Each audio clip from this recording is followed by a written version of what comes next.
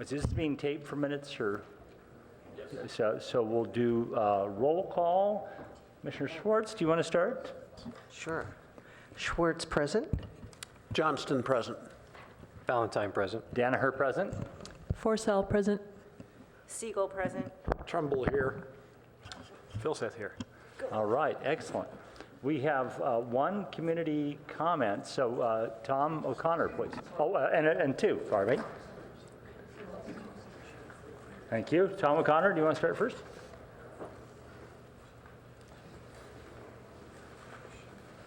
Hello. Hello. Hi, I'm a little nervous. I'm just going to read. My name is Tom O'Connor. I'm a resident of Palo Alto for approximately 25 years, and I'm a licensed electrical contractor in the state of California for over 30 years. And I do much of my work within the city of Palo Alto. Recently, the City Electric Utility Department has changed how they handle construction inspections for underground electrical conversions in a manner that creates a confusing and inefficient process that is time-consuming and more expensive for the citizens of Palo Alto. Let me explain. Over the past 25-plus years, I've been involved in the underground electrical conversion districts. I've successfully completed hundreds of overhead underground electrical conversions in various sections of the city and the underground districts. Currently, District 47 is undergoing the conversions. Basically, the electrical wires entering the property from overhead are being converted to underground service. This generally involves digging a trench from the public sidewalk area where a contractor would have previously stubbed out the electrical pipes. These conduits are then continued to the customer's property in the general location of the existing electrical equipment somewhere on the customer's property and connected to the existing meter. The trench is then generally backfilled immediately for safety purposes, as open trenches can be a hazard, especially so close to the public right-of-way. The trench and installation of conduits are then inspected by a Palo Alto electric utility inspector, usually working in close conjunction with the contractor. This is as it has been done for quite some time now.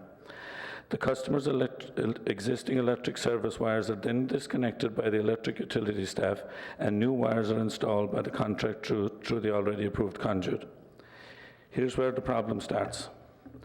In the past, an electric utility inspector would check both ends of the newly installed wire, and if everything was okay, approve the reconnection. The utility crew working closely with the underground inspector would immediately restore power. Now the wire on the building end needs to be inspected. Now the wire on the building end needs to be inspected by a separate building inspector, even though there is no building permit or changes to the existing electrical service equipment, none whatsoever. As you can imagine, the need to coordinate with and usually wait a few hours for the building inspector creates unnecessary delay and additional expense for the customer. To my knowledge, underground District 47 is the first time in the history of Palo Alto that a building official is required to check the 3 wires connected. On the morning of the conversion, city utilities personnel disconnect the 3 electric conductors of wire. Sometimes it's 4 if it's a 3-phase system, though generally it's just 3 wires. Usually within 3 or 4 hours, always within the same day, the same city personnel returns to connect back up the same 3 wires. In the past, for multiple years, a city person would check the 3 wires, reinstall the meter, and the job was done. However, in this district, a building official is now required to come to the job site to check 3 wires that basically previously existed a few hours ago. My concern is, I'm not sure why the City of Palo Alto Electrical Department is now, after 100+ years, requiring a building official to check 3 wires that the underground district is responsible for, and in the past they have their own inspectors to do so. It now adds extra hours of work, therefore costing extra time for the residents and citizens of Palo Alto to wait for a building official to come and inspect the 3 wires that are owned and operated by the City of Palo Alto Utilities. In the past, building officials have not limited their inspections to the 3 wires we are talking about. They have deviated to other non-electrical items within the homeowner's property. For the record, the city personnel do connect the other end of the same 3 wires in the underground utility box without inspection. My question, therefore, basically is, why is the City Palo Alto Utilities, after 100+ years, requiring a building official to check the electrical connections at one of the wire and not the other? This new procedure is inefficient and unnecessary and more costly to the citizens of Palo Alto. Thank you for listening to me. Mr. O'Connor, thanks very much. Very clear statement. Our rules don't allow it to be discussed here. It's not agendized, but it's on the record now, and these gentlemen heard it. Thank you. Thank you. Don Jackson, please. Good evening. My name is Don Jackson, and I'm a Palo Alto resident and homeowner. I'm here tonight to respond to discussions from the February 7th meeting on the topic of fiber to the premises and offer my perspectives on this issue.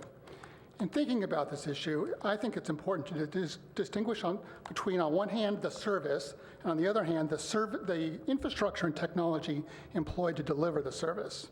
Services like electric power and natural gas are provided over specific infrastructures. Fiber to the premises is not an end in itself. It's an infrastructure that's used to provide internet access. So the first step to define and articulate the importance, the first step is to define and articulate the importance, goals, and requirements for internet access for the residents of Palo Alto. We need to draft a set of principles, goals, and requirements for internet access that are supported by a majority of the residents and agreed to by the City Council. Then, subsequently, potential projects and investments would be considered in light of how they support those goals. Important items to consider when doing so would include availability, cost, performance and speed, privacy and security, non-discriminatory access to internet services, aka net neutrality, and competition, the ability to choose among multiple service providers. On the positive side today, internet service of some sort is widely available in Palo Alto at low to moderate costs at asymmetric speeds by providers like Comcast and AT&T. These existing services do not provide high gigabit speeds. They don't provide symmetric service. There's no assurance of privacy. There's no assurance of non-discriminatory access or usage to internet applications. And there's no support for offering services and applications to the internet versus consuming existing applications. The lack of symmetry and low speeds is due to the fact that the old telephone and cable TV infrastructures have been repurposed and modified to support something that they were never designed for in the first place. The recurring battles over net neutrality and privacy are a direct consequence of outsourcing our internet access to third-party corporations that subsequently seek to maximize the return on their investment, which is their right and their fiduciary responsibility. The obvious solution is to invest in and become owners of our own internet access infrastructure. Fiber to the premises is a natural monopoly, and as such, it is imperative that it be owned by the people it serves. If there is interest in proceeding in this direction, I would be happy to participate in efforts to define the goals and objectives for internet access, work on getting them agreed to and supported, and to work on subsequent proposals for FTTP initiatives if appropriate. Thank you. All right, Mr. Jackson, thank you very much. Any other community comments? Okay. All right. So next agenda item is approval of the minutes for the February 7th meeting. Were there any comments on this meeting? Yeah, I have some changes. Okay. So on page 6, where it sort of the paragraph almost from the bottom, it says, it's using a quote from me, and reliability is the routine performance of work, while resilience is preparation for anticipated events. And I wanted to say that I think what I was saying was that they were they were unscheduled. So we can anticipate that there will be storms and problems, whatever, but that made it, the way it was phrased made it sound like I was saying they were scheduled, and they're not scheduled. You were unscheduled, okay. Any other comments in the minutes? Wait, I'm not done. I'm sorry. Then on page 8, that I asked staff to provide the position of the CAC and a chart showing consumer applications with different technologies, so that we're looking at what are people doing with their service, what's what's the purpose of it, and then how do the different technical approaches affect that. And then the way I sort of, she expressed concern about the city's ability to staff a new utility should fiber become a reality, should fiber to the premises become a reality, since we already have fiber. And I asked that they conduct a survey to really understand if replacement of commercially available services are desired by a wide spectrum of the citizens. Okay, and then a little further down the page, where it says Commissioner Schwartz felt the case could be made to fund FTTP to ensure the vitality of business. I don't even know, I don't know what that means, and I would like you to take that out. I don't know what that statement means. And then I definitely did not say that the development of 5G may not be in the best interest of consumers. I did not say that, so if that statement could be taken out, I'd appreciate it. Thank you.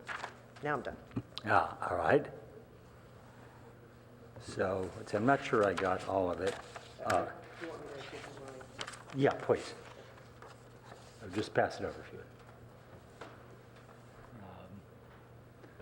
Make sure these are all clear. Were there any other comments in the minutes? So, page 6 was changing the one word to unexpected, unscheduled, pardon me. And page 8, it was the, Yeah, I made notes in there. yeah, read notes. If you want me to, anybody want me to reread that, and then to take out the two statements, which is misquoted at the bottom. Is there a motion to approve the minutes for those amendments?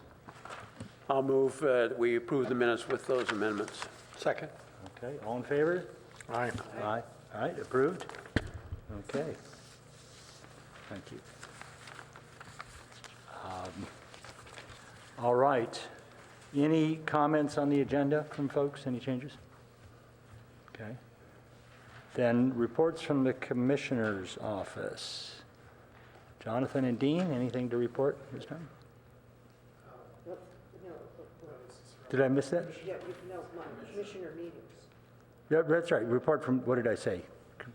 I must have combined, commissioner meetings and events, yes. Yeah. Pardon me, I got it backwards, yeah. So yes, I have Judith, I two. know you have two. something? Yeah.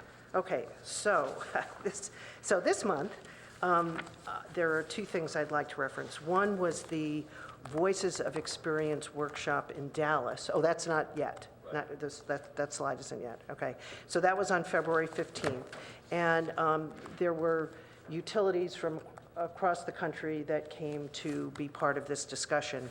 And while there were a lot of things that were said, there were a couple that I thought were really relevant to us.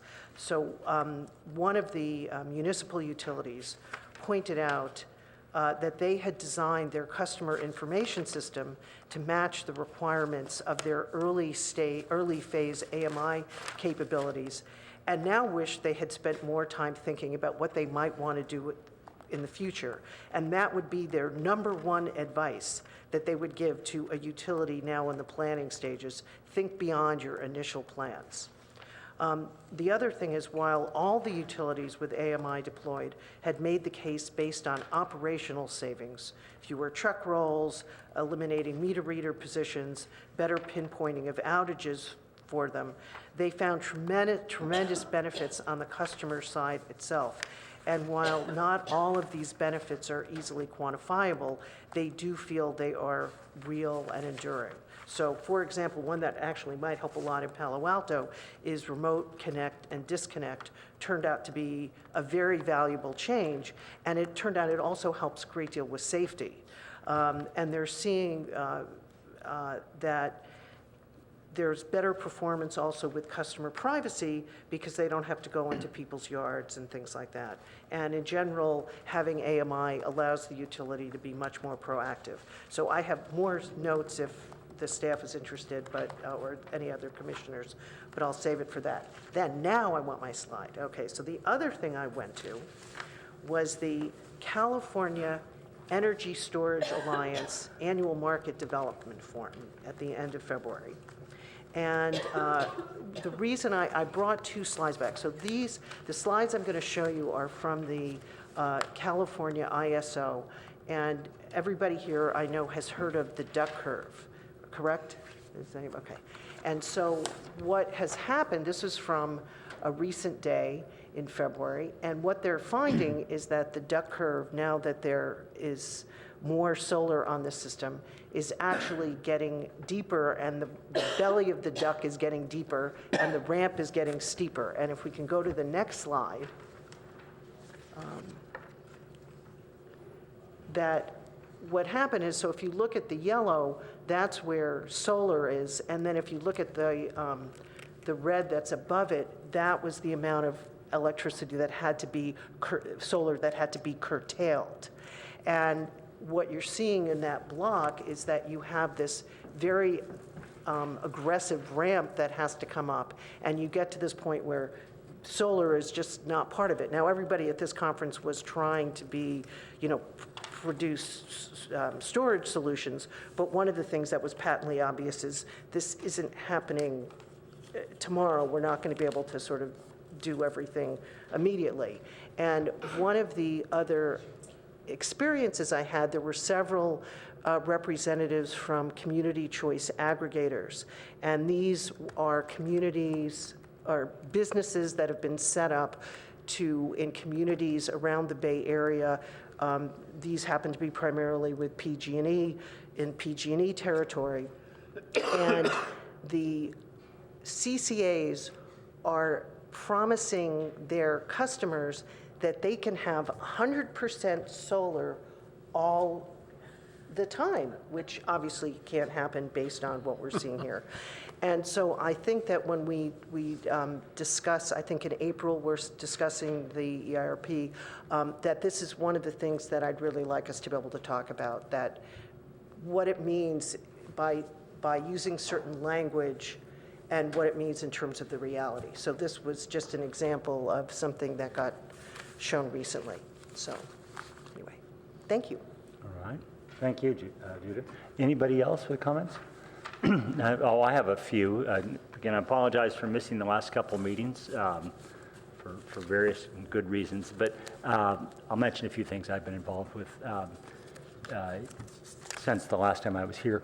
I was at a meeting in Europe with a bunch of European utilities and others to talk about charging networks and EVs.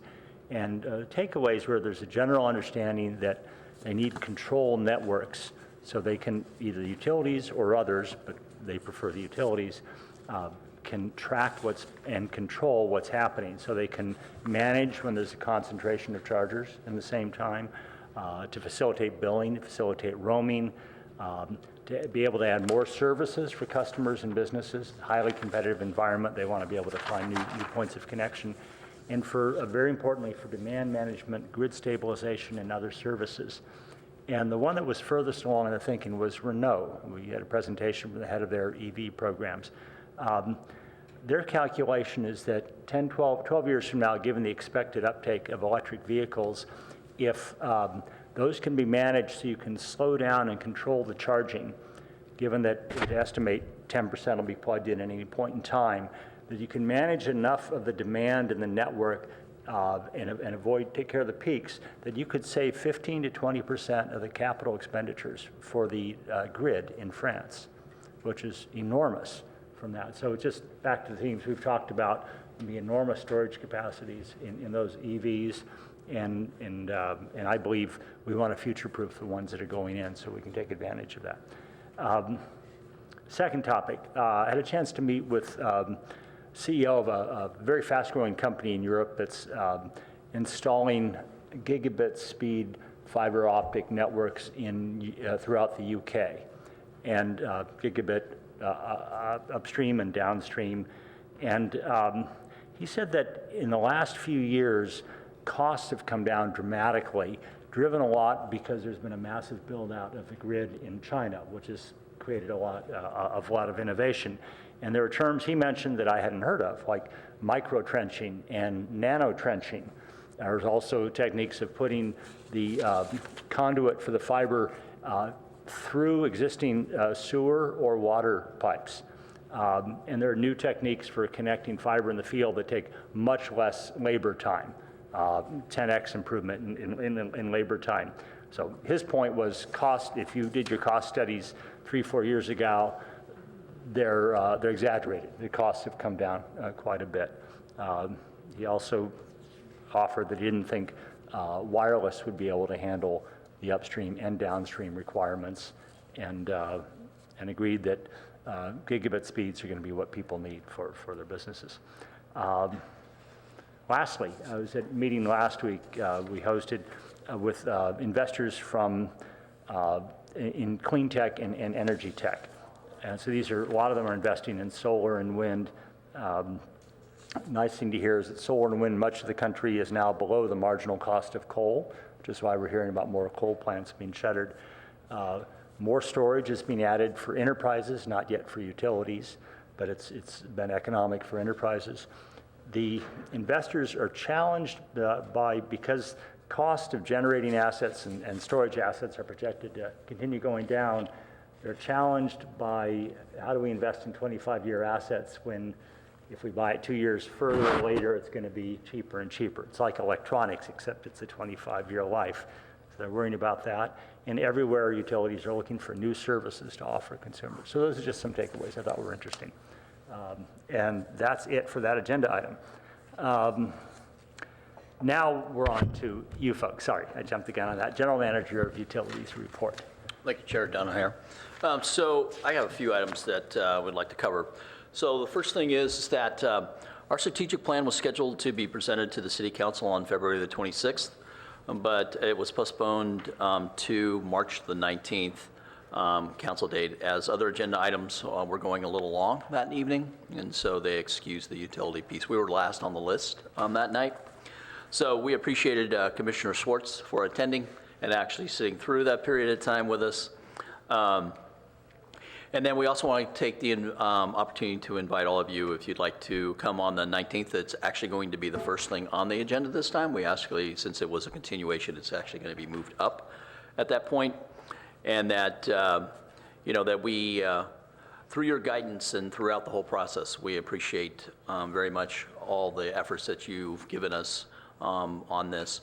One thing to note is right now is that we may consider moving the strategic plan to informational rather than leaving it on action. And some of the reasons behind that is council members may give some indications of wanting to expand the scope of work that we've done. And then also too is that the agenda's pretty jam-packed full that night, and so it might be just around the timing piece. So we're going to make that decision next week and have some more conversations with the council about what we're going to do with this. So anyway, but it is scheduled first number one item on March the 19th. Commissioner Schwartz, we owe you one. Yes. They had a lot of people care more about parking than what we're doing, I have to Yes. say. Yeah, I was at parking a was swimming definitely a big meeting issue that night. yesterday, and there were a lot more people at the swimming meeting. So the city is hosting a couple of open houses this month at a newly developed all-electric apartment complex at 430 Forest Avenue. The development incorporates sustainability building elements such as high-performance materials, advanced building control systems, high-efficiency heat pump appliances for water heaters and space conditions, rooftop solars, and electric vehicle chargings. The owners have applied for LEED Platinum status and have invited the building professionals and members of the public to come out and tour at one of their open houses. Utility staff will be present to discuss the city's role in facilitating the installation of these heat pump water heaters and the electric vehicle charging equipment, including providing some rebates and some other resources to accommodate all electric building connections. And so if you want to save the date portions, it's going to be March the 28th from 6 to 8. And then there's another one for some building professionals as well as the public to be invited to the open house on Thursday the 29th from 3 to 5. Again, and that's at 430 Forest Avenue. Also too is that we have some free residential water efficiency workshops that are going to be going on. So on Saturday, March the 10th, from 10 till noon, it's going to be laundry to landscape gray water workshops. And then March the 24th, from 9 to noon, we're going to do native garden workshop again. And then on Saturday, March 31st, from 9 to 3:45, Avenidas Housing Conference, where utility staff will be talking about with the city's rate assistance and residential energy assistance program. It's a senior citizen area. And all of these will be located at the Mitchell Park Community Center. So again, March the 10th for landscape for gray waters, March 24th from 9 to noon to talk about gardens. The housing conference will be on March the 31st from 9 to 3:45. And then if you go on to the cityofpaloalto.org/the workshops, you can sign up for any of, and it has all the information for the workshops that will be coming up during that period of time. The other thing is that the 10th annual Silicon Valley Water Conservative Award ceremony will be held on World Water Day, which is going to be March the 22nd from 6 to 9 p.m. And this is going to be again at the Mitchell Park Community Center. And to celebrate regional heroes for water conservation, awards are issued to businesses, organizations, educational institutions, government agencies, and individual excellence in water use efficiencies.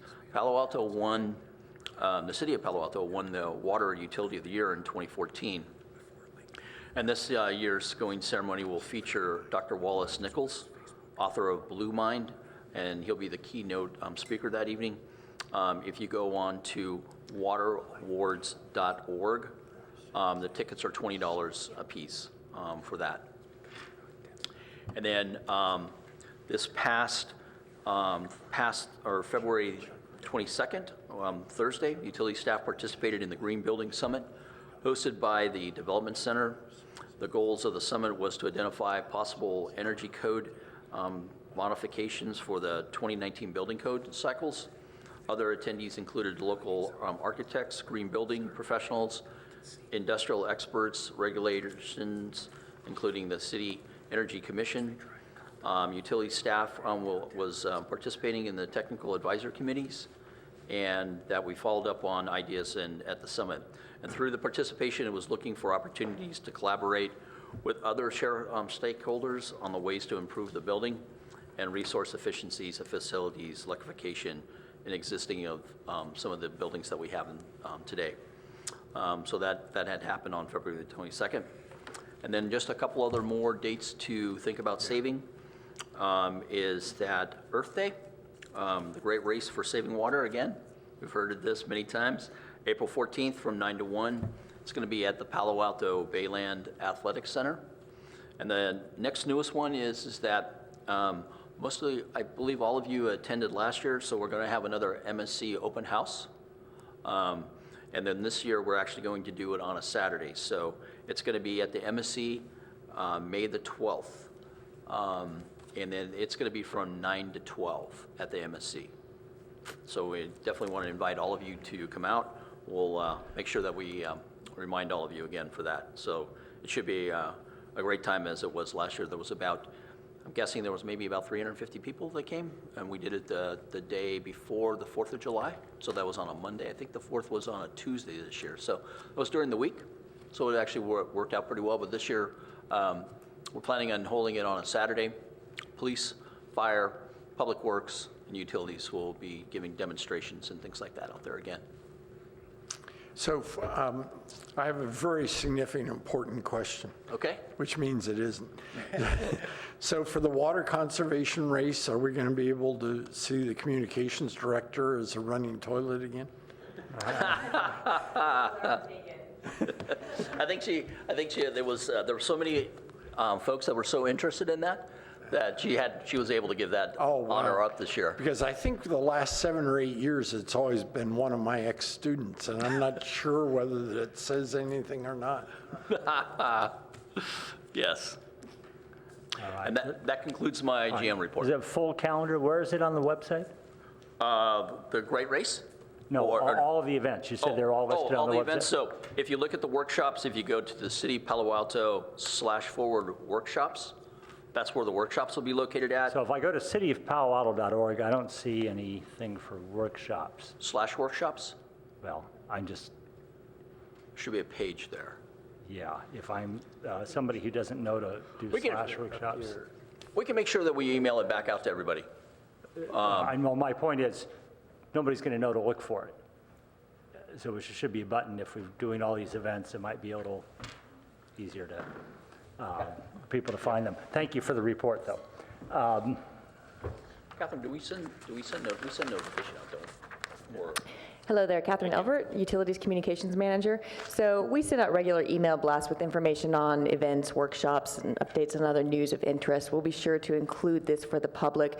The city's home website doesn't always reflect all of the events that the Utilities Department is sponsoring. However, they do partner with us in helping to promote such a great citywide event. So we'll make sure that we get a link up to certainly the Earth Day event and hopefully some of our other workshops that the public may find of interest. Sure, you do such great work putting them together. So thank you, Catherine. Thank you. All right. So on to our, any commissioner comments? Haven't covered? Okay.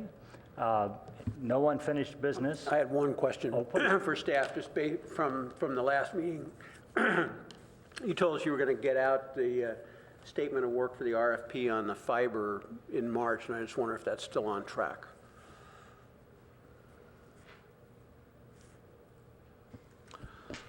So to the best of my knowledge, yes, it's still moving forward. We just looked at the final draft portion of it yesterday, actually, and so the idea is that we will get that final draft and we'll turn it over and get it out. So I'm believing yes. To your question is yes, we'll get it out by the end of this month. Excellent, thanks. So we have two new business items that were covered in prior meetings and may not take as much time tonight, as long as the group wants. But let's start. The first one is the wastewater financial plan and rates. So I'm going to introduce Eric Kinsey that is going to talk about these two topics tonight. The first one will be talking about an increase in wastewater rates, and then the second one will be talking a little bit about the water financial rates. And these are both action items, so we'll need to recommend these to council if you approve. So with that, if I can turn it over to Eric. Thank you, and good evening, Commissioners.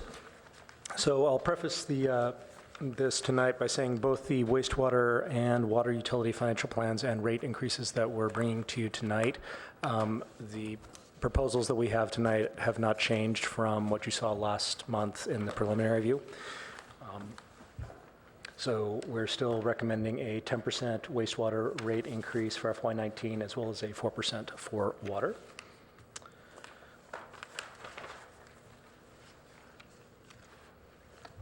I'll try to, if you'd like, I can quickly skim through the high-level details. Oh, okay. So the major drivers for the wastewater collection utility are increases, in the long run, are the increases that we're seeing in treatment costs. As in the short run, we're seeing a bump up in collection capital expenses. But let me move to this. What we did is we went back. The prior 2 years were a little bit deceptive, I guess, in the way of, we didn't have new budgeting in the way of collection capital expenses for FY17 and FY18. So what we did instead is go back to 2016, which is sort of a last normal year, and compared that to FY 2022. And you can see the major driver that we have, and this carries forward into the future, are increasing treatment, both capital and operating costs. The capital collection system forms about 18% of the increased change, and operations about 16%. So one of the major changes, obviously, going on out of the treatment plant is it's an aging plant built back in the 70s. It's time for all of it to undergo massive renovations, and there are a whole slew of projects being planned, as well as bond measures to put those projects in place. Part of that will be, we will see an increase in the, mainly in debt expense that we will be bearing as part of that on the collection side. And I've also, if we have any questions on the, as to the treatment plant, Phil Bilbo is also here tonight. Well, actually, I realize I don't have any idea how many people in the department are devoted to the wastewater treatment, where that reports into, and so maybe a couple minutes on that for our education. Okay.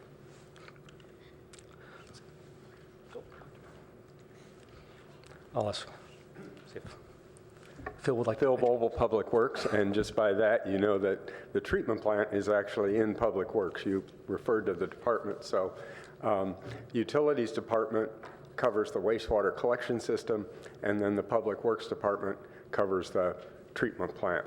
Is that sort of what you were asking? That's useful to know. I didn't know the distinction.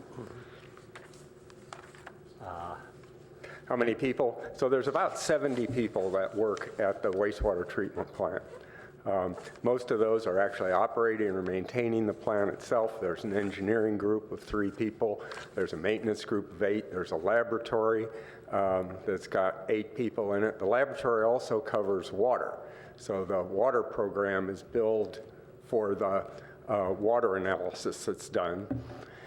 And the wastewater analysis is also done there. It's more efficient just to have one laboratory for both those functions. And then we have about 14 people that work on what we call watershed protection.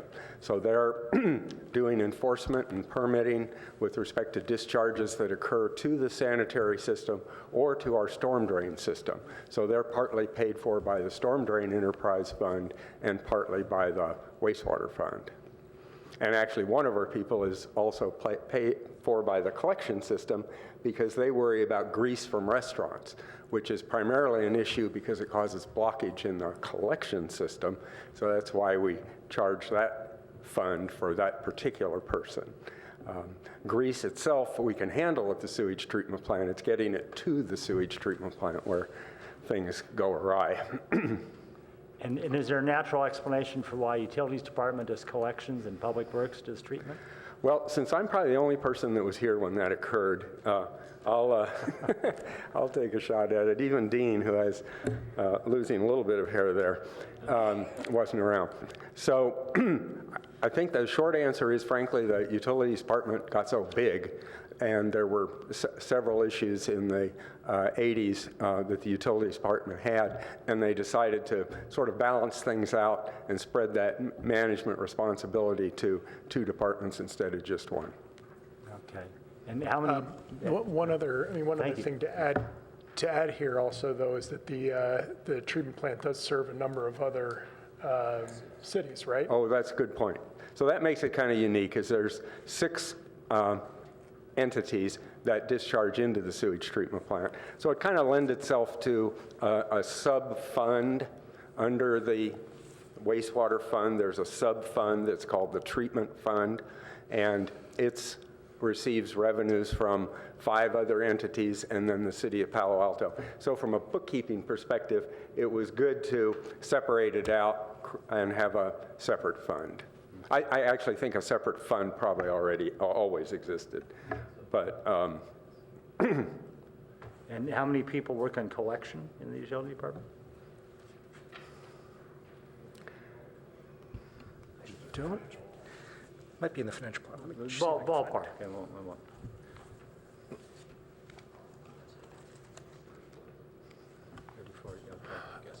A lot of those employees are split. They work on multiple utilities. Give us a couple of minutes, and give us a minute or two. We'll That gives me a ballpark. That's fine. So, I would have to say probably maybe 30, 40 folks. And as Jonathan was talking, is that what we do is, like if the technician portions of it, they're split by thirds. So a third of them get charged off to the wastewater, third goes to gas, the other go to the water side. So because they're working on all the pipes.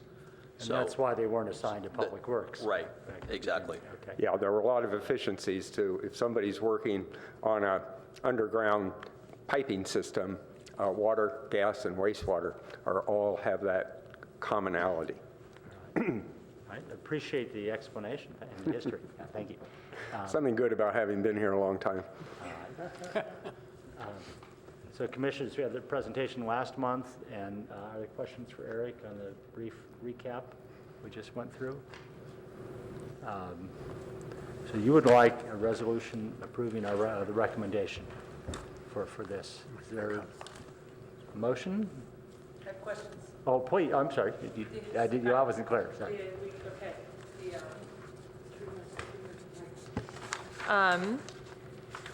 So in reading the packet, a few things caught my eye.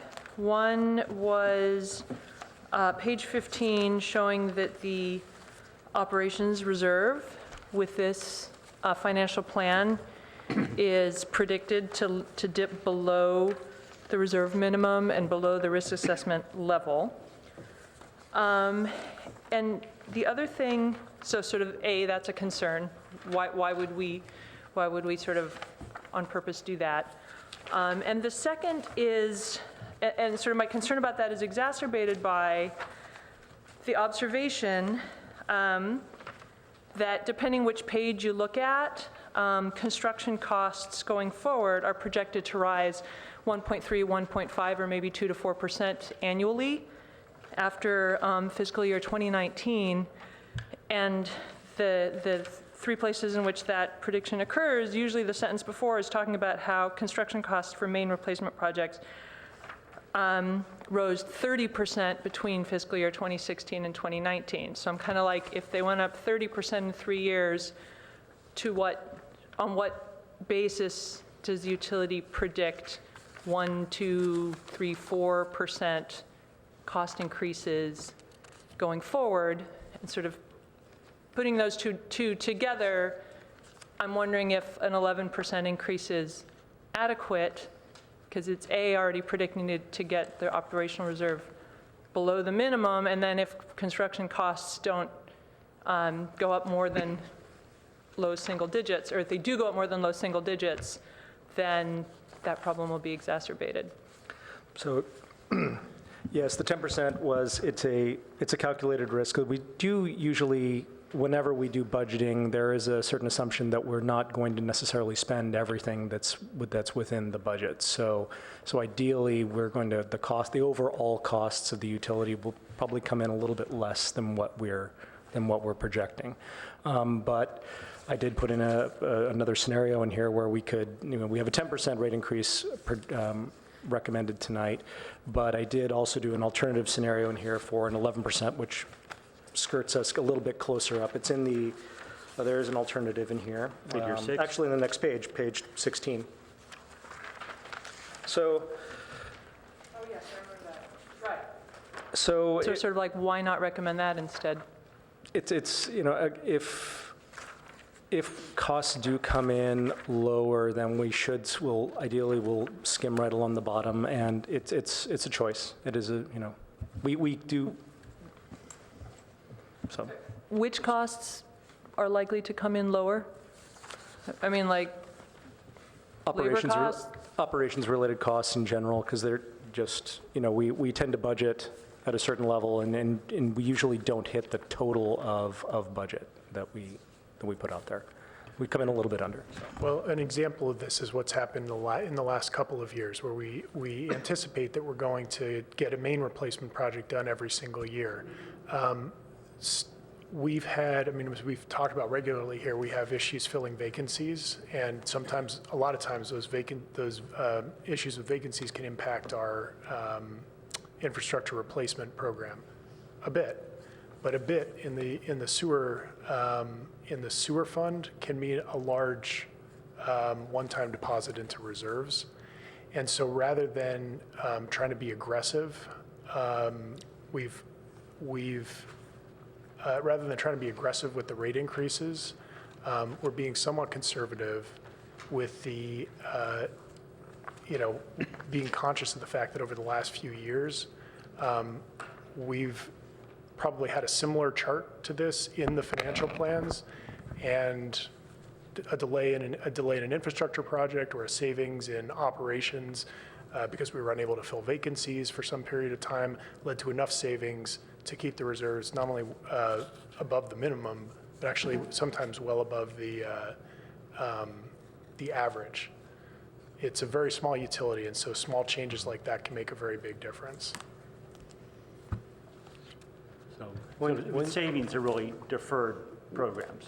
One thing that, if I think back on the electrical discussion about a year ago, where things were pretty volatile because of the drought, it was almost about the time we got done looking at one set of numbers with some significant increases. The drought had had another month or two to cause strain on, all of our plans. And what ended up happening is that the rate increase had to be higher, which strikes me as the downside risk. I mean, on the one hand, we might be wanting to say, well, maybe you want to make sure you have enough money to get those infrastructure changes done so you get ahead on things. But if it's simply a matter of seeing how it turns out with costs and bids for projects and so forth, the downside risk is you end up coming back next year saying, well, here we are, we're right on the line, and now we need just making it up, a 15% increase to cover for that, which is kind of what happened on the electrical about a year ago, if I remember right, by the time we'd really integrated the impact of the drought. It got harder and harder and harder, and then we dealt with it. I think it's a good point. That said, we're already up in double-digit rate increases, and one of the big differences between sewer and water is that sewer is less volatile, and we have much more control over a large portion of the budget. Capital expenditures are more in the ballpark of 25 to 30% of total costs in the wastewater fund. I may be stating that a little bit high, but it's a much larger proportion of the costs in the wastewater fund than in any other fund. And so, to the extent that capital's driving those increases, we have a choice about whether to potentially delay one project as a way of control. It ends up being a policy choice for the UAC and the City Council about whether to continue and look for, if we end up in that situation, a 15% rate increase, or to cut back on one of the projects and give the utility a little bit of breathing room to catch up. I think also too is that another example of that is that we saw a couple years ago where we put a sewer project out on the market, and we were looking for bids, and we actually had to put the bids out on 3 different times for that one project. And the reason for that is that the project dollars that contractors were bidding on were way out of line, we felt, at that period of time. It's just too costly for us. So what we ended up doing is that there was a delay. It took us some time to get it back together. We actually then lowered the amount of what that project was going to do. And then we worked with a couple of contractors to get some better pricing on it. And so it does take time to do that. So, it didn't fall within that year's time. As Jonathan and Eric say, sometimes we will pull the project back, or what we've seen too is that projects just come in way above the engineering estimate cost. And that what we'll end up doing then at that point is that we'll put it back out to bid and see what else we can get. It's a little tough that we're finding more today is that we're not getting multiple bidders on a lot of our work because they pick and choose where they want to go. There's so much work that's out there on the infrastructure standpoints. But again, we can only go as high as we can with the budgets that we have. So we may have to, make the project a little less. So meaning that if we had maybe a mile, maybe what we're going to do is we're only going to do that half a mile because the costs are just too high in that. Or we may bundle it with something else, another project. So it sounds like we're saying we have to keep rates low, and therefore our budget is going to be low, and therefore we're not going to be able to keep our pace of infrastructure maintenance. So we're sort of setting ourselves up to do we're coming off of deferred maintenance to continue deferring maintenance, because we've, this, am I misunderstanding? It feels to me like this budget is a recipe for more of the same. There's a risk, certainly. I don't think you're wrong. There's a risk that if construction costs were to increase substantially and we wanted to continue with the same rates of main replacement that we've been doing, that, yeah, there is a risk of some delays. It's a possibility. Certainly, that's one of the reasons that we bring you the alternative scenarios. To just echo what Lisa's saying, Commissioner, saying, if you look on page 5, and it looks like our sewer bill comparison with other neighboring towns, it seems like we're so much lower that is there room to do a little more so you're not caught up short? Phil Boble again, can I sort of take credit for that?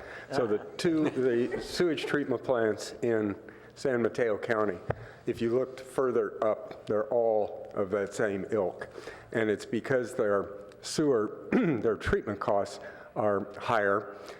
And frankly, they've done the kind of rebuild to their plant in Redwood City. Their plant is in Redwood City. All those small peninsula cities north of us go to Redwood City. And it's called the Silicon Valley Clean Water Plant. And they made the decision about a decade ago to start rebuilding their plant, frankly, about a decade before we did.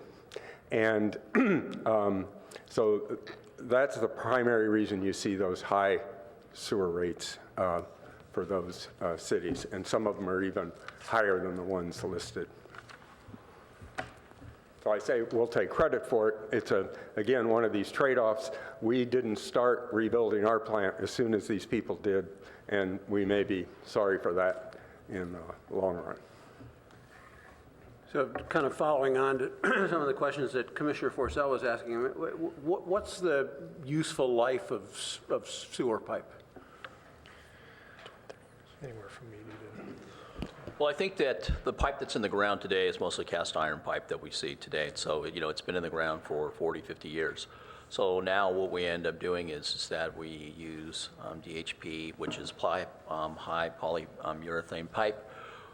We fuse everything together, so everything is put in the same way. So we put in all that water, all in gas, and also all in wastewater. And we should see somewhere about 100 years on that pipe moving forward as we replace. Because one of the things that I'm concerned about when we talked last year at the budget discussion, that it didn't seem like we were keeping up with the replacement, that we weren't replacing pipe as fast as it was expiring, its useful life was expiring. And so I have the same question, that do we really expect construction costs are going to go down? It's going to depend a lot on the economy and competition for some of these services. If more service providers enter the market, and they do, then construction costs may steady or they may stay even. If there's a major recession, like happened 7 or 8 years ago, but if costs went way down. Wow. One of the things that we emphasize, we've emphasized in the last couple of years that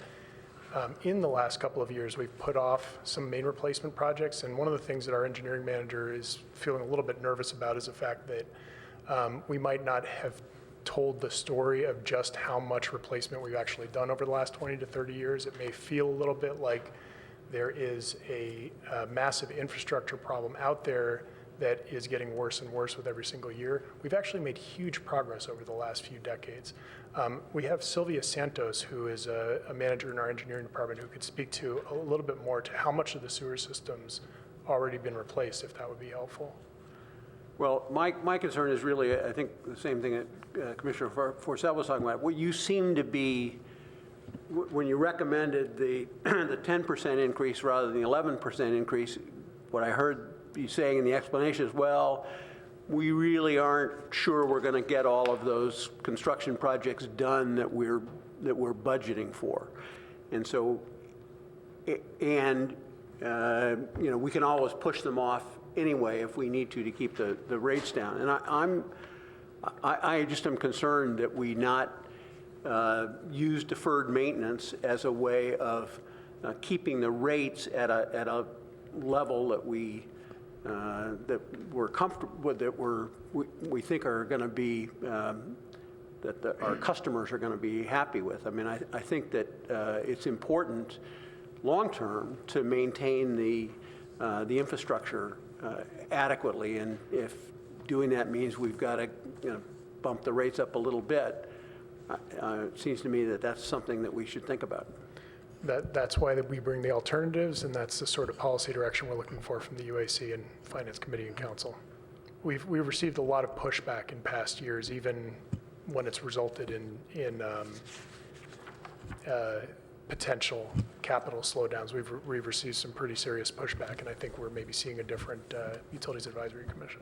Yeah, certainly if it was a year ago, at least half of our conversation right now would have been about a double-digit rate increase, and when you look at it, it's 4 double-digit rate, if you round 9% off to 10, it's 4 in a row. That's on top of a very similar impact on the electrical side, on top of a very similar impact on the gas side.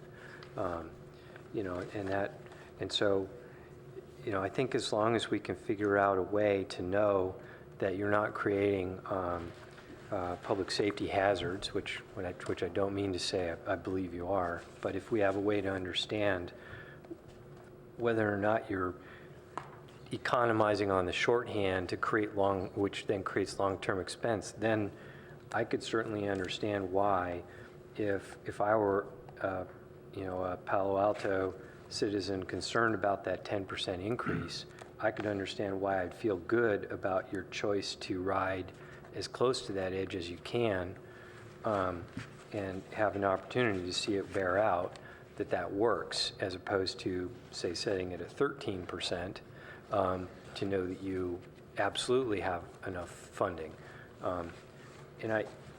One question I have that is certainly when I think of the work that I do, I very often put together a set of plans knowing that not 100% of those will execute. And that doesn't necessarily mean that I've deferred them. It just means that I am often creating stretched plans. Can you help us understand whether or not that's how you think too? Because otherwise, when I think about Commissioner Johnson's question, I don't really know whether to think of it as you're deferring things, or you'd like to get 10% more done, but then you don't.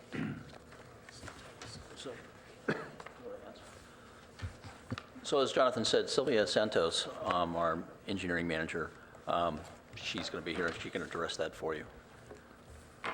Hi, my name is Sylvia Santos. I would just give you a little bit brief background of how we come up with the assessment of condition or capacity of the sewer mains. So back in 2004, we had a master plan study, and we identified a few capacity deficiency sewer mains. And we didn't have very many of them, so we've been addressing them throughout the years.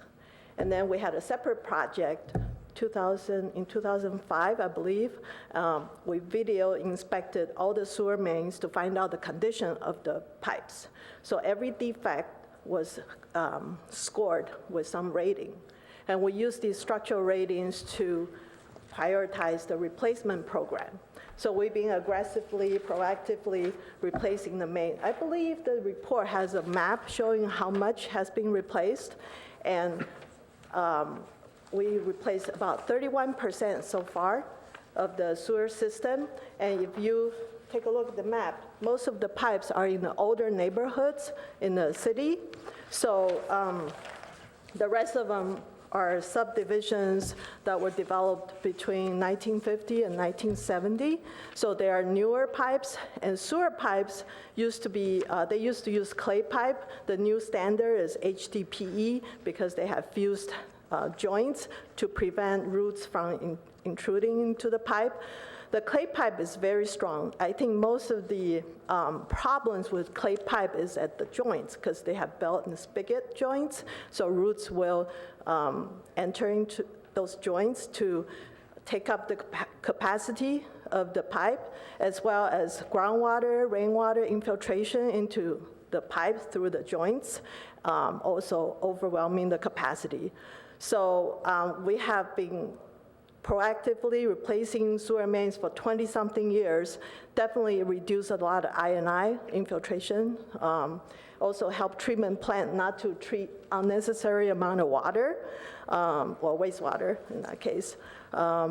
So we definitely don't have capacity problems, and the condition issues, we've been addressing them, and coupled with utility operations routine maintenance program, they are on schedule. They have flushing program routinely, depending on the area. Downtown area, they flush it more frequently because there are a lot of grease, and they have root treatment program to make sure the roots don't, take up the pipe capacity to prevent the sewage from flowing through to create overflow problems. So definitely with the routine maintenance program, we don't have any problems creating the sewer overflow. As far as how long the pipes will last, the clay pipe could last up to 100 or more, depending on the soil condition.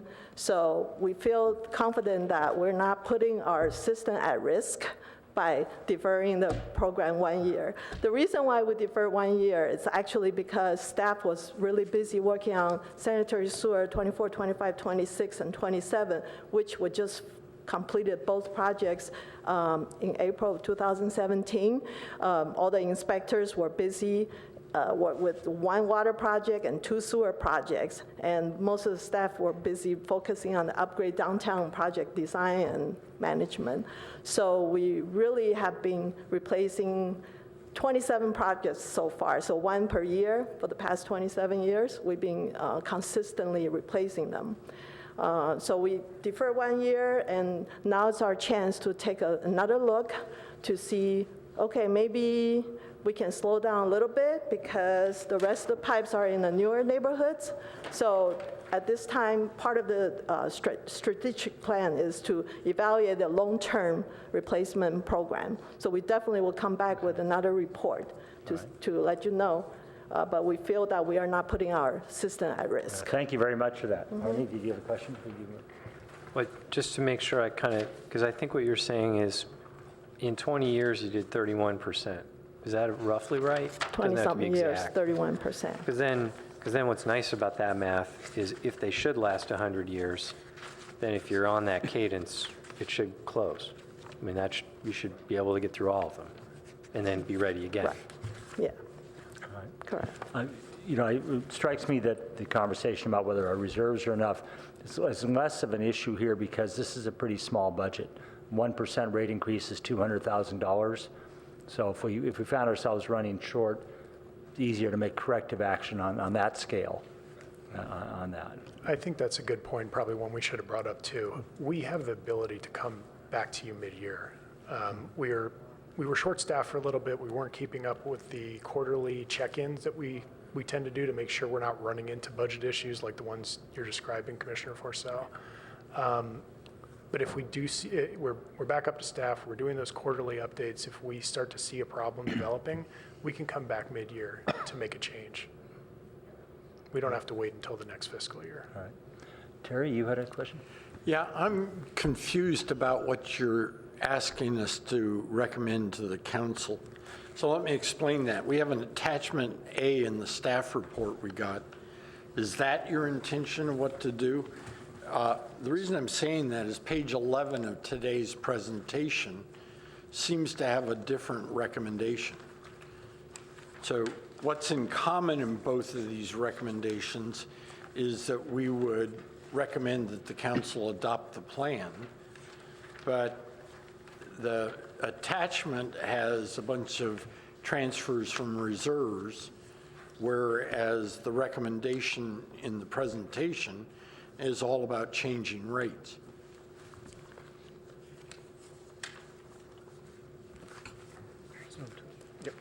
So just for everybody else, it's labeled attachment A to what we got at home. And it's right after the first 6 pages. And then page 11 of the presentation today is what I'm comparing it to. that is correct. There is both what we are asking for recommendation tonight is both a 10% rate increase on the wastewater rates, but also within as part of the financial plan, we're requesting an approval to transfer from basically the remaining amount from the rate stabilization reserve to the operations reserve, and that's roughly $342,000 in FY19. So I think you're pointing out something that could be improved about the title of the resolution in attachment A. It should probably be approving the wastewater collection financial plan and a reserve transfer. Good, but as I interpret what you're telling me is you're calling, I'm looking at the attachment A you're recommending, and you're considering the plan to be both of the things that show up on page 11. Is that what's happening? Yes, the plan is both the financial plan as well as the transfer, and then attachment C, the resolution would change the rate schedules. So there's two resolutions. 3 things. Yes. Okay. Okay. Thank you, Terry. Good question. Warren, questions? I did have one question because some of the deferred maintenance, there were 2 reasons for it. One was budgetary and one was staff. And so do you foresee deferrals in the future because of staff issues? Don't see any deferrals in the future because of staff issues, no. We do have some shortage in staff, and we're trying to hire some additional positions, but. I think you talk about two potential issues of deferred maintenance. This plan has maybe a budgetary risk of, you talked about it, there being budget and staffing as 2 potential reasons for deferring another project a little bit. Budgetary, we're not anticipating a budgetary reason for that, and in part that's because of the ability that we have to come back and change rates if we need to, or to re-engineer a project. It is one thing that we can do if we're trying to hold down rates. We can defer a project. It's primarily around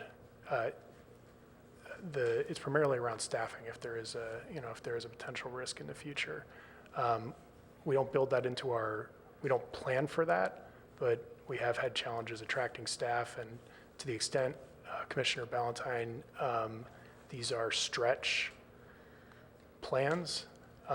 It only has to do with those issues with turnover.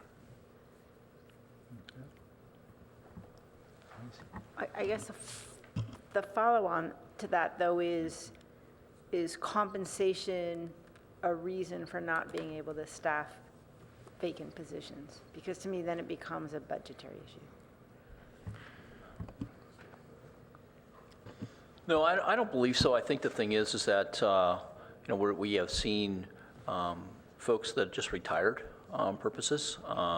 Not too many folks are leaving to go to other entities and other municipalities with that. We did get hit with quite a few retirements in December timeframe and the following December. I think the thing is it's, attracting the aspect of future employees. But I don't think it's all around compensation. I just don't believe that that's the only reason that we have. All right, Eric? Just want to make sure I understood completely the previous discussion. It's probably more pejorative than it deserves to put, but if I understand it, AC basically asked the question, are we using deferred maintenance to finance artificially low rates? And the answer was, we don't think so. Is that an accurate summary? I did want to ask, because I noticed that the difference in sewer bills between us and the other communities, there's a whole cluster of us sort of in one $35, $45 area, and then there's two outliers, which you explained, which Phil explained, right? Is once we overhaul the water treatment plant, is our expectation that our rates are going to go up into the area of Menlo Park and Redwood City? So I don't think, it doesn't look at this, I mean, if you look at the rate of escalation at 3483, and even if you escalate it at 10% per year that we have here, we don't reach, at the end of the 5-year realm, we don't even hit we actually get to the current neighboring community average level. So, and assumedly they will also keep increasing, so. All right. Eric, Phil's going to take the blame for any future rate increases. I think that's right. I think our rates are going to go up, and it's reflected, the blue is the treatment on Eric's chart there, and you can see that we're not dramatically increasing. And by the time we do these relatively gradual increases, the plant to the north will be doing more too. Okay, so that's in there, is what you're saying. Okay. Any further questions? Can I just say one thing about Please. the lower than average sewer rates? One thing to remember is that we look at our success as a utility on the entire bill a lot of times. So electric plus gas plus water plus sewer. Water is higher than surrounding areas, and so the lower electric and sewer rates do help a lot in keeping the overall bill for Palo Altans low. That's just something that's also worth keeping in mind when you're thinking about this. Mm-hmm. But I'll just add that, when I proposed the 10%, it was a little bit of a gun-shy situation, going double digit after last year not having a rate increase, that's taking the Band-Aid off a little bit, choosing to recommend a 10%. If the appetite is to go higher, then that is wonderful. But I do look at it from, as Jonathan mentioned, from a total bill perspective and trying to keep it relatively, if I have the ability to try and keep rate increases overall, as smooth as possible. Judith? So on attachment C, point under the recitals, point D, it says, the city clerk has tabulated the total number of written protests presented by the close of the public hearing and determined that it was less than 50% of the total number of customers and property owners. If it was 49%, I'd be kind of worried. That would be a lot of people. Can you just, I realize that there may be a statutory reason to say under 50%, but has it been a lot of people or hardly anybody, or what's the actual? I want to say that last year the number of protests we had were in the teens, so very 10 or 12 customers who responded that. Okay, against. 10 or 12 customers, not 10 or 12%. No. Okay. We've never gone anything. I think when we first did noticing several years ago, I believe the highest we ever got to was maybe 50 customers who responded in the negative. Yes, but the reason why there is a legal reason why it's 50%. If anything above 50% plus one, and technically can't even. No, I get that, but as somebody who cares about customer perception, I just, if it's 0.1%, that's a different feeling than if it's 49%, so. Okay, so you've presented a budget and a rate increase that takes care of this year's needs and may lead in 2021 to being a couple $100,000 low on the reserve, depending on the scenarios chosen. And the choice would be whether to put a higher rate increase in now. And I don't know, for other people, I'm inclined to go with the staff's initial recommendation, unless people feel strongly, given that it's a small dollar amount. I thought it was a very illuminating discussion. But does anybody want to argue for a higher rate increase at this point, or? Yeah, I think so. I would suggest that we go with the alternate scenario that was presented. Forgetting the page number. 16.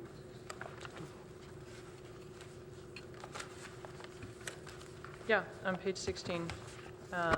Strikes me as the more prudent and the least likely to lead to having to defer projects on account of unavailable funds, which seems to me not a path we want to go down, especially that deferring them a year doesn't make them less expensive. In fact, quite the opposite. Discussion? Well, I mean, presumably we can go the other way too, right? So if the scenario is, if the alternative is 11, then 12, then 10, and it turns out that for whatever reason, expenses were deferred or lower than budgeted, we can always go with a lower increase in the future, right? Mm-hmm. So I would be inclined that way as well. The only thing you're actually recommending is FY 2019. Anything in the future is really just a projection, so. Yeah. So 10% increase would be 350, and 11% increase would be 385. So I'm not, Lisa, if you'd like to make a motion that we approve this with an 11% increase. I'd like to make a motion that we approve the plan, except with an 11% increase in fiscal year 2019. Second. I'll second that. Okay. Any further discussion? All in favor? Aye. Aye, I'll vote in favor. Opposed? All right. And abstentions? Okay. All right. Phil, thank you. Okay, well, that was illuminating. Thank you. And warm up now for the water. All right. So, you want to carry on? Sure, water? yes. Moving on to water. So again, as I mentioned earlier, no change to the proposal that we have for water of 4% here. The near-term increases that we're seeing, in the long run, again, we're seeing a case where water supply costs are projected to be the main driver going forward. In the short term, we do have a bump up in capital investment costs. We're seeing similar, for all utilities, seeing the same thing of water main replacement costs are increasing. But also here, we do have a plan in the next 3 years to do work on our storage and reservoir system to help bring those back up to seismic standards and do tank coatings and whatnot. FY 2021 has a bit of a bump because of the future for the AMI program. We have there's a placeholder in there to do a full meter replacement to get all of those on the AMI system. Again, comparing between what was a normal year back when FY 18 to FY 24, as I said, about 50% of the total increase is related to water supply going forward. The Hetch-Hetchy system is undergoing major improvements. At this point in time, it's mainly to cover the crossovers across faults to get them up to seismic standards. They're currently working on Calaveras Dam project, which is underway. But then beyond that, even once this major project is done, they have a whole slew of additional upcountry projects that they're looking at doing up near Hetch-Hetchy itself. Internally, the cost increases are roughly split equally between capital and operations, just on the local water side. Here, though, in an opposite case from the wastewater collection side, we have quite a bit of reserves sitting at the end of FY17. So we have unassigned and rate stabilization reserves, which we can tap well before we ever get into touching the operations reserve. So in this case, as you can see, we don't, the projection for the operations reserve is we don't get much below target in this particular case. So 4% here is, I think, reasonable, given. And it's also being a much larger fund, sitting around with $8 to $9 to $10 million worth of reserves. We have a lot more cushion and ability to move. The projected changes are slightly higher than what we said last year, but again, we've updated our cost projections based upon current worldview in CIP costs. And one thing I will note on the SFPUC water costs, as of we were using last year's projection, they're fairly aggressive in where they're thinking of going in the way of increases. We've recently got some new data showing that they might be able to ease off a little bit on projected rate increases there. That, of course, is heavily dependent on future hydro conditions and how well reservoirs end up. But so bill impact proposed changes, it's roughly about a 3 to 4% rate increase for most customers is what you'll see there. There is a slight, I can go into individual details as to how much individual meter charges are versus commodity, but that gives you a general flavor of what most customers will see. So.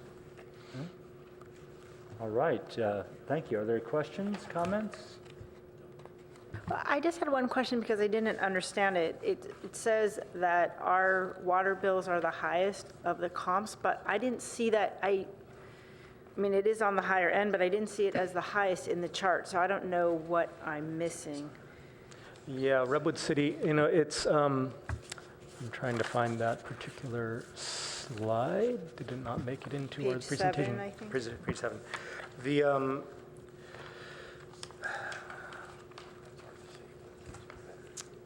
in general, we are higher than most other agencies. Redwood City, Menlo Park, Cal Water District is higher than us at a lower end range. It really breaks down upon where individual water agencies' tiers break out. So here, for instance, in Menlo Park, we're cheaper than them. Once you get above about 25 CCF per month, then we become more expensive. Mountain View, on the opposite end, is much lower than us on the lower end, but then they actually meet up to parity once you get up to higher levels of usage. And Redwood City is also, they're higher than us at the higher end of usage as well, so. All right. Any other questions, comments? I mean, don't we have better water quality than a lot of the surrounding towns?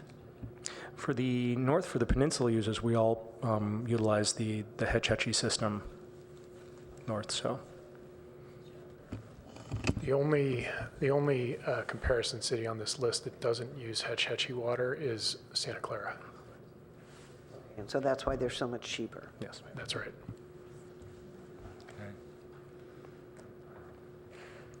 Lisa, you had your finger on the button. Do you have a question? All right. All right. Afterwards, it's not material to making a decision. Okay. Is there a motion to approve the staff's recommendation? I'll move to approve the staff recommendation. Second. All in favor? Aye. Motion passes. Thank you. Thank you. Another comment you wanted to make? Okay. All right. Well, thank you, Eric. Our next agenda item is the selection of potential topics for future meetings. And just pull out the calendar. So next month is pretty busy. You've got a lot on that budget. May is the budget. You want to remind us what time of day that meeting is? It usually starts at noontime. All right. So lunch is served usually at around 11:30, 11:15. Then we roll and we start usually right around noon. Okay. Can I ask what the reason is for that? I personally find it much more difficult to come in the middle of the day than in the evening. I think the main reason is that there's a lot more staff available at that period of time because staff plays an important role. We ask staff to come out and actually from each of the divisions to actually talk about the budget that they're going to be talking about. So we've historically always had it during the daytime for those reasons. Oh, let me get back to that in a moment. Before we pass on to April, Arnie pointed out that that's ski week or spring break in Palo Alto schools. Oh. And last year we rescheduled that meeting because of that. Yeah, I think we shifted by 1 week. So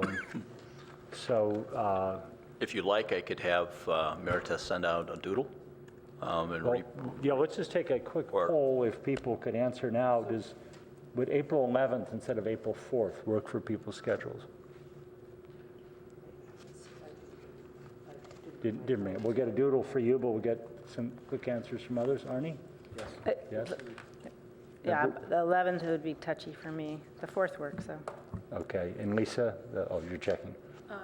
Yes, but off the top of my head, I vastly prefer the following week. All right, I can do either. So, okay, well, that's your preliminary answer. We'll maybe send out the doodle. I know the week after I'm away. Okay. All right. And on to May, that would be May. So yes, I'm sorry, Commissioner. Chair Dunner, so you're saying go ahead and we'll doodle? Send it out? Let's go ahead and doodle. I think most of not everybody is free, but Okay, I will. a quorum at least is free. I'll have Meredith send it out then. Okay. So are you asking for changes or additions or? I was just, while we had people here, if anybody had a quick answer on whether they're available on the 11th. Okay, well, one thing I just want to say is on April, it should be, I assume you mean integrate DERs, not integrate. There's a, I'm Yes. assuming Yeah, it's a spelling. I'm Yeah, assuming it's yeah. just a spelling error. Yes. So one of the things I'd like to add to the budget discussion, perhaps, is I think we need to have a conversation about the percentage that is directed from the utility budget to the general fund, because it's come up in sort of a controversial conversation, and yet that is a standard operating procedure for municipal utilities to do that. It's not like we're doing something special. And so I think that maybe now that it's out there in the public, the UAC should actually have a conversation about it and why it's there and why, all these other public utilities do it also. So is that something that can reasonably be part of the budget conversation, perhaps? Possibly, but I think, I'm thinking that maybe we probably need to vet it through the legal. Okay. Have legal take a look at that, if we can have that conversation. Okay. Thinking about it for the public education value of. Yeah, and I think for us to, as commissioners, to understand why that is. I mean, I Okay. think that, if nothing else, we should, if someone's going to get all hot and bothered about it, we should at least understand it. So, okay. Okay. And then another thing, and I don't know whether this is something that could be easily added in April, but I'd really like to have an update on the customer outage communication system. So we had a conversation about it last month, and then I met with city staff, and we had an interesting discussion, and I'd like to know what's happening, and are we doing something to improve the process, or to know what we're doing to improve the process. And then I don't know if it needs to wait. I just realized the EIRP is in June, not April. So I do want to have a discussion where we talk about, do we need to change the carbon neutral claim language that the city promotes? I think we need to be talking about that in light of, that duck curve and what the actual generation mix is, that I think it's something we need to talk about, because I think that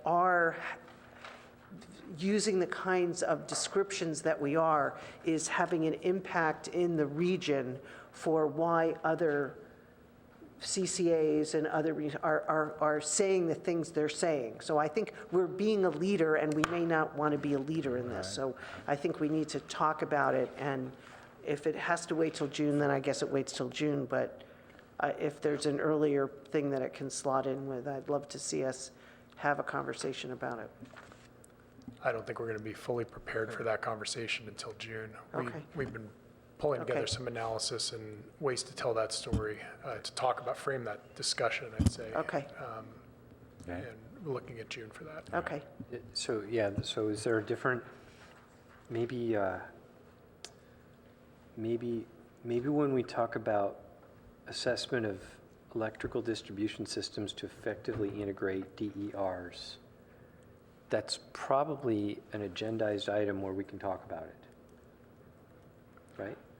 But I think that his point is that staff's not going to be No, prepared. that's in April. No, he's saying that staff won't be prepared. You said, you pointed out that EIRP is June. Right. And you're saying DER is not going to stay on the agenda for April? No, DER will be on the agenda, but this is mainly about the ability of the distribution system to integrate, whether we have enough capacity on the distribution system to handle. Exactly. I think if we had city attorney here tonight and I said, hey, we're in the middle of talking about DER, can I talk about DER impact on the duck curve? It would be okay. So I would guess that that's probably true. Yeah. All I'm saying is that we will not be prepared to be able to frame that discussion. If you as commissioners want to talk about it, that's not going to be an issue. I know that I would be happy about that, and let Judith speak for herself, of course. So maybe what we can do is, in the DER discussion, we can talk about what issues are that we're seeing, with the understanding that the staff is not going to come back with alternative recommendations until June, as part of the June discussion. Why don't we can launch the discussion in April and deal with it more thoroughly in June. Okay. That'll be fine. When now on this schedule, we're going to talk about fiber? So one of the things that I was just talking to Dave Yen today actually about this was that we're thinking that once the RFP actually goes out on the street, that we would think about coming back once there was actually a potential bidder on that, to give you an update on where that's going to be. And so we're thinking that that's probably going to happen. Like I said, we'll get it hopefully out by the end of the month here. And then we were going to let it set for about a month and a half on the street. And then by the time that how many people apply, then at that point, we're thinking maybe the June timeframe to come back and give you an update in June. Okay. Does that seem okay with? Yeah, that's fine. But by the way, would it be, I'd love to see a copy of the RFP when it goes out. Sure. I understand. Yeah. I don't know if anybody else would, but. We can, if you'd like, all of you, we can make sure that everybody gets an email copy of it. Okay, great. So the back half of the year is still to be scheduled, but if people have suggestions now for things they want to put on that? Are we going to have the resilience? We're going to be working on the resilience thing, so I'm assuming that that'll be in either August or September or something. I mean, I don't know what your schedule is, but I think we don't know, Chair Danaher, since we haven't had the planning meeting yet to know when the workshops So are, I that'll think we come up don't at know that the point. timing Okay. of it, All but the resilience would certainly. All right.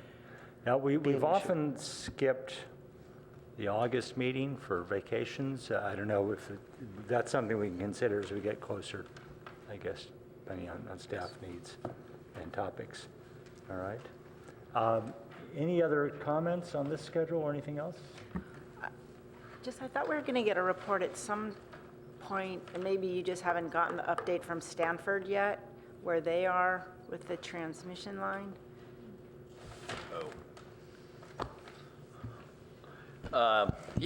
So we need to do some more work on that. We have not, it was, the last letter that was sent, it's actually in Stanford's court. So we've had some staff has had conversations internal, and I'm thinking that what we're going to do is we're actually going to send them a letter with a due date to basically come back to the table, make the recommendations, or that we are going to leave Stanford and not use their property at that period of time. And then we'll re-look at using PG&E there's another path that we've looked at in the past, and we'll possibly go back and work with them and try to get then at that point, see how feasible that's going to be, and then at that point, we'll see what we can do. But I think the thing is that, we need to have another conversation with Stanford and see where they're at this period of time. So I would tell you today that I'm not quite sure when that date will be. So we have not forgot about it. So I plan on that we will have an update for you, I'd say probably maybe within the next 3 months, 4 months. All right, so our next scheduled meeting will be in April on a date to be determined. Anything else? If not, is there a motion to adjourn? Second? Second. All in favor? All right, we're done for the evening. This is a record, 8:37. Yeah.